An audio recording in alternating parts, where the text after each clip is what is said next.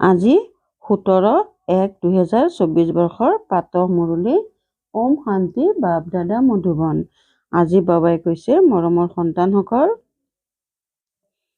বাবাক স্নেহেৰে স্মৰণ কৰি থাকা, শ্ৰীমতত সদায় চলা, পঢ়াৰ প্ৰতি পূৰা মনোযোগ দিয়া, তেতিয়া তোমালোকক সকলোৱে সন্মান দিব। প্ৰশ্ন: অতীন্দ্ৰিয় সুখৰ অনুভৱ কোনসকল সন্তানৰ হ'ব পাৰে? উত্তৰ: 1 নম্বৰ, যিসকল দেহী অভিমানী হয়।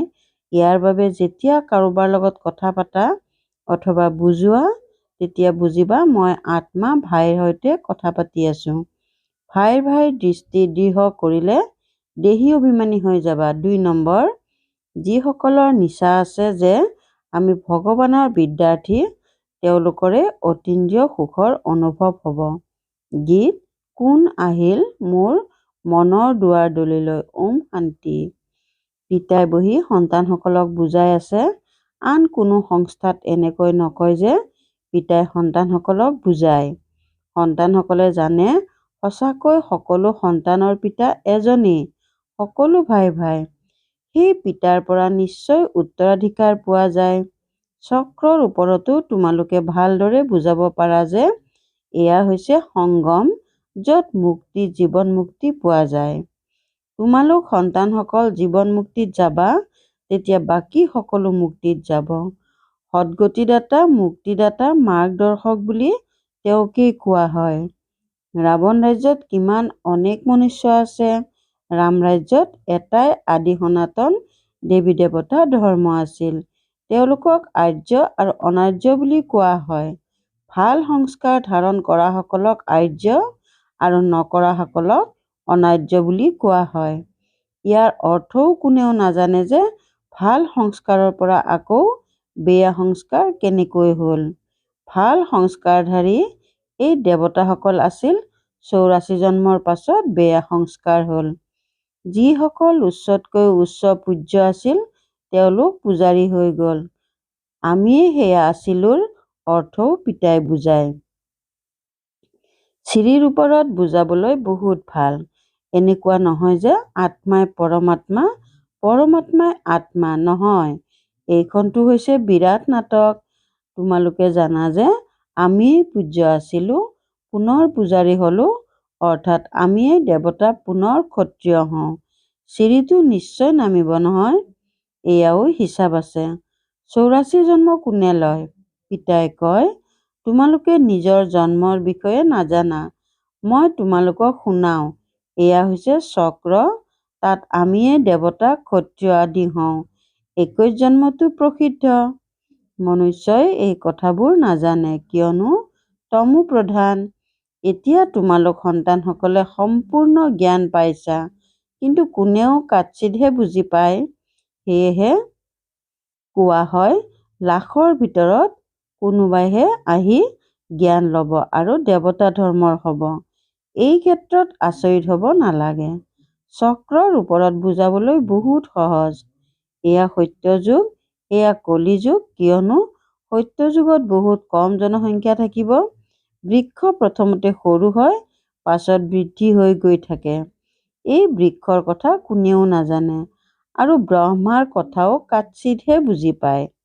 কোৱা যে ব্ৰহ্মা মুখ বঞ্চাৱলী, ব্ৰাহ্মণটো নিশ্চয় লাগে নহয়।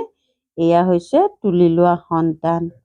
সেই ব্ৰাহ্মণ হৈছে কোষ বঞ্চাৱলী আৰু এই ব্ৰাহ্মণ হৈছে মুখ বঞ্চাৱলী।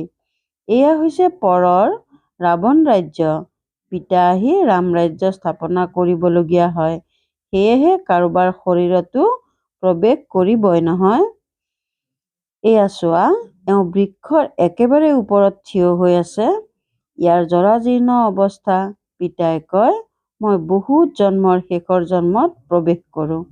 এয়া অন্তিম 84তম জন্ম। তপস্যা কৰি আছে। জগতৰ লোকে ভগৱানক সৰ্বব্যাপী বুলি কৈ শিলগুটি পাথৰ সকলোতে আছে বুলি কৈ দিছে। সেইবাবে নিজেও পুৰা পাথৰ হৈ গৈছে। দেৱতাসকলৰ কথাই অন্যান্য। এতিয়া তোমালোকে পঢ়ি এই পদ পোৱা। কিমান উচ্চ পঢ়া। এই দেৱতাসকলক ভগৱান ভগৱতী বুলিও কোৱা হয়, কিয়নো পবিত্ৰ হয় আৰু স্বয়ং ভগৱানৰ দ্বাৰা এই ধৰ্ম প্ৰতিষ্ঠা হৈছে। সেয়েহে নিশ্চয় ভগৱান ভগৱতী বুলি কোৱা উচিত, কিন্তু তেওঁলোকক মহাৰজা মহাৰাণী বুলি কোৱা হয়। বাকী শ্ৰী লক্ষ্মীনাৰায়ণক ভগৱান ভগৱতী বুলি কোৱাটো অন্ধশ্ৰদ্ধা, কিয়নো ভগৱানটো এজনেই নহয় জানো? তোমালোকে শিৱ আৰু শংকৰকো পৃথক কৰি শুনোৱা। এই ক্ষেত্ৰত তেওঁলোকে কয় এওঁলোকে দেৱতাসকলকো নাৎসাৎ কৰি দিয়ে। তোমালোকৰ বুদ্ধিত পুৰা চক্ৰৰ জ্ঞান আছে, কিন্তু যিসকল মহাৰথী তেওঁলোকে ভালদৰে বুজাব পাৰে। বহুত আছে যিসকল হয়তো শুনে কিন্তু বুদ্ধিত ধাৰণ নহয়। তেনেহ'লে তেনেলোকক কি পদ পাব? পাই পইচাৰ দাসদাসী হ'ব। আগলৈ তোমালোকৰ সাক্ষাৎকাৰ হ'ব, কিন্তু সেই সময়ত একো কৰিব নোৱাৰিবা। সময় পাৰ হৈ গ'ল, পাছত কি কৰিব পাৰিবা সেইবাবে বাবাই সাৱধান কৰাই থাকে। কিন্তু সকলোৱে উচ্চলৈ যাব পাৰিব এইটোতো হ'ব নোৱাৰে। পাত্ৰ চাফা নহয়, বুদ্ধি আৱৰ্জনাৰে ভৰি আছে। ইয়াৰ বাবে ভাল পুৰুষাৰ্থ কৰা উচিত। চিত্ৰৰ ওপৰত বুজাবলৈ বহুত ভাল অভ্যাস কৰা প্ৰয়োজন, নহ'লে পাছলৈ পশ্চাতাপ কৰিব লাগিব। এয়া আত্মাই ভোজন পাই আছে, এয়াতো সকলোকে বুজাবলগীয়া কথা, ভয় কৰিবলগীয়া কথা নহয়। ডাঙৰ ডাঙৰ ঠাইত প্ৰদৰ্শনী সংগ্ৰহালয় থাকিলে নাম হয়। বাবাই কৈছিল সকলোকে মতামত লিখিবলৈ দিয়া, সেয়াও ছপোৱা উচিত। সন্তানসকলে বহুত সেৱা কৰিব লাগে।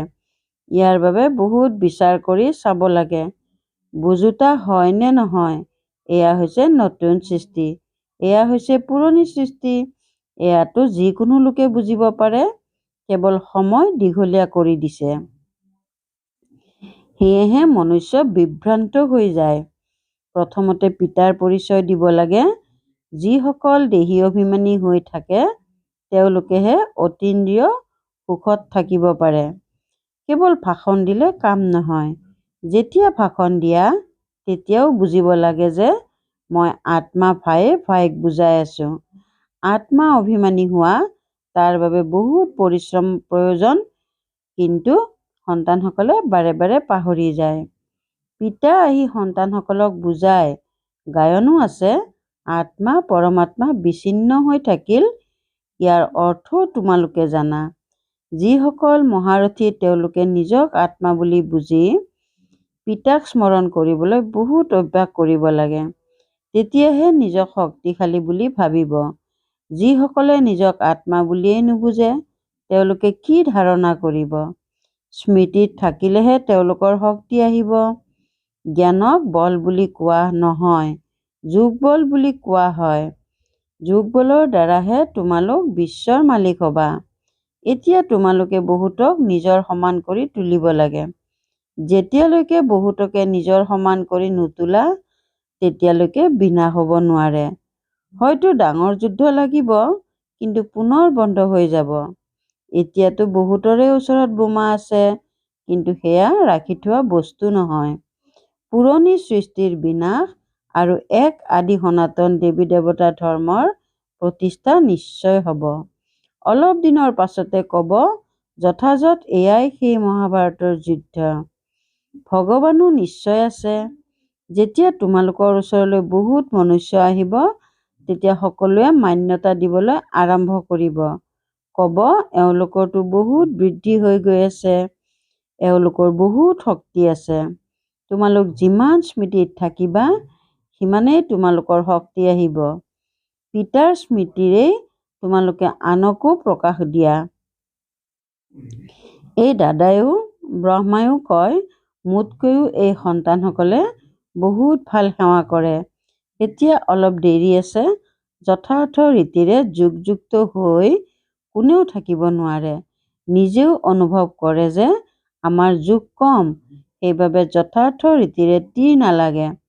ভগৱানে কুমাৰীসকলক জ্ঞানবানেৰে ভৰপূৰ কৰে। তোমালোক প্ৰজাপিতা ব্ৰহ্মা কুমাৰ ব্ৰহ্মা কুমাৰী হোৱা নহয়, এয়া হ'ল ব্ৰহ্মা। তোমালোক হৈছা তুলনীয়া সন্তান। ৰচয়িতাটো এজনেই, বাকী সকলোৱে পঢ়ি আছে। তাৰ ভিতৰত ব্ৰহ্মাও আহি গ'ল। তেন্তে তেওঁ ৰচনা হৈ নগ'ল জানো? তোমালোক দেৱতা হ'বলৈ ওলাইছা, দৈৱী গুণ ধাৰণ কৰি আছা। ক'ৰবাত দুয়োটা চকা চলিব নোৱাৰে, যেন বালিত থিয় হৈ আছে। বাবাই নাম নলয়, তথাপি তোমালোকে বুজা উচিত যে বাবাই সঁচা কয়। সন্তানসকলেও এজনে আনজনৰ স্বভাৱ জানিব পাৰে, যিসকলৰ ইজনৰ সিজনৰ লগত কাম থাকে। সন্তানসকলে জানে আমিয়েই শিৰৰ মুখত আছিলোঁ, এতিয়া পুনৰ হৈ আছোঁ। প্ৰথমতে তোমালোকে কাৰোবাক বুজালে তেতিয়া মানি ল'বলৈ সাজু নহয়, পাছত লাহে লাহে বুজে। এই ক্ষেত্ৰত বহুত বুদ্ধিৰ প্ৰয়োজন। বুদ্ধি আত্মাত থাকে। আত্মা সত্য, চৈতন্য, আনন্দ স্বৰূপ। এতিয়া তোমালোক সন্তানসকলক দেহী অভিমানী কৰি তোলা হয়। যেতিয়ালৈ পিতা নাহে তেতিয়ালৈ কোনেও দেহী অভিমানী হ'ব নোৱাৰে। এতিয়া পিতাই কয়, আত্মা অভিমানী হোৱা, মোক স্মৰণ কৰা, তেতিয়া মোৰ পৰা শক্তি পাবা। এইটো ধৰ্ম বহুত শক্তিশালী।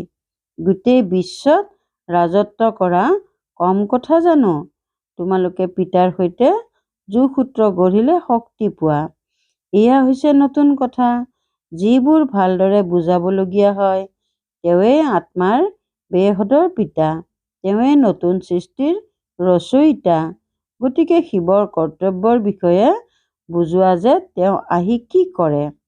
শ্ৰীকৃষ্ণ জয়ন্তী আৰু শিৱ জয়ন্তী দুয়োটাই পালন কৰে। এতিয়া দুয়োগৰাকীৰ ভিতৰত উচ্চ কোন?